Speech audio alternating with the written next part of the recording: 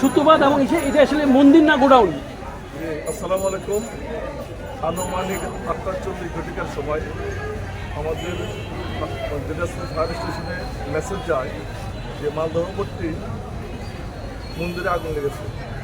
আমাদের তাৎক্ষণিকভাবে 2টা ইউনিট ঘটনাস্থলে আমরা 43 মিনিটে পৌঁছে আর কি। পৌঁছার পর আমরা পানি দেওয়া শুরু করি, কিন্তু আমরা যত পানি দিয়ে দেখি যে আগুন নেবে না, আমরা তখন আমাদের লোকের ভিতরে ঢুকে পড়ে এবং পার্শ্ববর্তী বিরল স্টেশনে আমরা 5 মিনিট পৌঁছতে এবং আশেপাশে কোথাও আমরা পানি পাচ্ছিলাম না। আমাদের গাড়ি যখন পানি শেষ হয়ে যায় তখন আমরা তাদের বিপদে পড়ে তাদের কীভাবে আগুন নেওয়া হবে। এরপর আমাদের একটা গাড়ি আমরা থানার পাশে সেট করি, থানা গাড়ি, সেখানে পাম্প সেট করে পানি নিয়ে এসে তারপর আমরা আবার নেভাতে শুরু করি।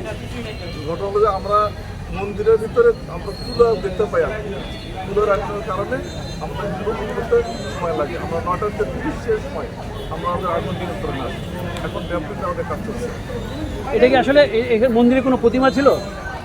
আমরা যখন আগুন দিব তখন অন্য কোনো আমরা যে জায়গাটাতে আগুন ওখানে কোনো প্রতিমা দেখতে পাই না। আমরা ওখানে তুলো দেখতে পেয়েছি, তুলো বস্তু তুলো দেখতে পেয়েছি।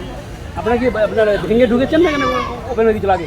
আমরা ওখানে গেট ছিল, গেটটা আমরা কেটে খুলে ভেতরে ঢুকেছি এবং আমাদের এখান থেকে প্রায় 5টা 6টা কাজ করছি। আগুনের সূত্রপাত কি মনে করছেন আপনারা? মন্দিরের ভেতরে তুলে রাখা ছিল। সূত্রপাত এটা পরে বলা যাবে, তদন্ত সাপেক্ষে আমরা বলবো। Thank you. আপনার নাম পরিচয়টা একটু আপনার নামটা কি স্যার? আমরা 9টার 33-এ আগুন নিয়ন্ত্রণে আসা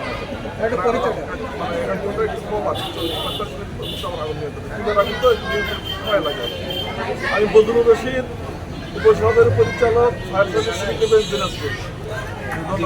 এখানে লোক দেখে দিবে।